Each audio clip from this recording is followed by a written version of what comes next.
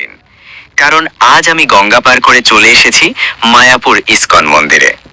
এই যাত্রাটা শুধু এক জায়গা থেকে আরেক জায়গায় আসা না, এই যাত্রার ভেতরে লুকিয়ে আছে অনেক অনুভূতি, অনেক ভাবনা, আর নিজের সাথে নিজের একটু কথা বলা। সকাল থেকেই মনটা কেমন যেন আলাদা ছিল, মনে হচ্ছিল আজকের দিনটা অন্যরকম হবে। নৌকায় ওঠার সময় গঙ্গার দিকে তাকিয়ে এক মুহূর্ত থেমে গিয়েছিলাম। এই নদী কত মানুষকে পার করে দিয়েছে, কত গল্প বয়ে নিয়ে চলেছে, আর আজ আমাকে নিয়ে চলেছে একটা শান্ত জায়গার দিকে। নৌকার উপর বসে যখন চারপাশে তাকাচ্ছিলাম, দেখছিলাম কেউ চুপচাপ বসে আছে, কেউ প্রার্থনা করছে, কেউ হয়তো নিজের ভেতরের কথা ভাবছে। গঙ্গার ঢেউগুলো খুব শান্তভাবে এগোচ্ছিল, আর সেই ঢেউয়ের শব্দে আমার মাথার ভেতরের অস্থিরতা ধীরে ধীরে কমে যাচ্ছিল। আমরা অনেক সময় এত ব্যস্ত থাকি যে নিজের মনটা কেমন আছে সেটা খেয়ালই করি না। দিনের পর দিন কাজ, চিন্তা, দায়িত্বের মাঝে নিজেকে ভুলে যাই। কিন্তু আজ এই নৌকার উপর বসে হঠাৎ মনে হলো এইরকম একটু থামাই দরকার ছিল। নৌকা থেকে নামার সময় দূরে মন্দিরের চূড়াগুলো দেখা যাচ্ছিল, সাদা রঙের বড় বড় কাঠামো, তার উপরে আকাশ, আর মাঝখানে শান্ত একটা পরিবেশ। মনে হচ্ছিল এই জায়গাটা শুধু চোখে দেখার জন্য না, মন দিয়ে অনুভব করার জন্য। মায়াপুরে পা রাখার সাথে সাথে একটা আলাদা রকমের শান্তি টের পেলাম।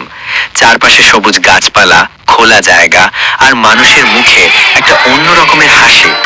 এখানে যেন কেউ তাড়া খাচ্ছে না, কেউ খুব দ্রুত দৌড়াচ্ছে না, সবকিছু ধীরে ধীরে চলছে, আর সেই ধীর গতিটাই আমার মনকেও ধীরে হতে শেখাচ্ছিল। মন্দিরের দিকে হাঁটতে হাঁটতে আমি নিজের ভেতরে তাকানোর চেষ্টা করছিলাম। নিজেকে জিজ্ঞেস করছিলাম, শেষ কবে আমি সত্যি করে শান্ত ছিলাম, শেষ কবে নিজের জন্য কিছু সময় বের করেছিলাম। এই প্রশ্নগুলোর উত্তর সহজে আসছিল না, কিন্তু এই প্রশ্নগুলো করাটাই মনের ভেতরে একটা আলো জ্বালাচ্ছিল। মন্দিরে ঢুকে চারপাশে তাকিয়ে মনে হচ্ছিল এখানে এসে মানুষ শুধু ভ্রমণ করে না, এখানে এসে মানুষ নিজেকে খুঁজে পাওয়ার চেষ্টা করে।